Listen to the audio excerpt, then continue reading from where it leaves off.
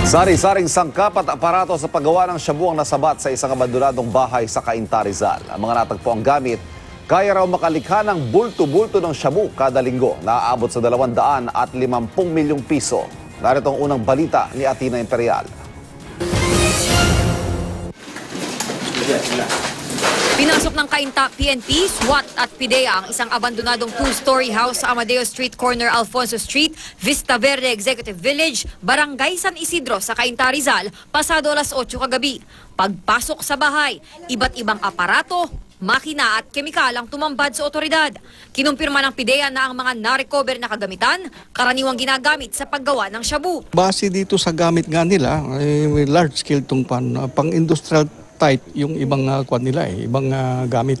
Tansya ng PIDEA, nasa 50 to 100 kilograms ng shabu ang kayang gawin gamit ang mga natagpo ang kemikal kada linggo. Ang halaga nito, di bababa sa 250 million pesos. Ayon sa pulisya, isang concerned citizen ang nagtimbre sa kanila tungkol sa kahinahinalang umupa sa nasabing bahay noong Disyembre. Coordinating din po tayo sa may-ari ng bahay. In fact, siya po yung nagbigay sa atin ng permiso para po tayo papasukin. Pinaupa itong mga Chinese or Korean looking guys. At pasulput-sulput lang sila rito. Kinumpirma naman ng mga residente sa village na banyaga ang huling umupa sa bahay.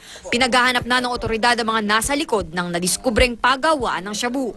Para sa unang balita, Athena Imperial reporting.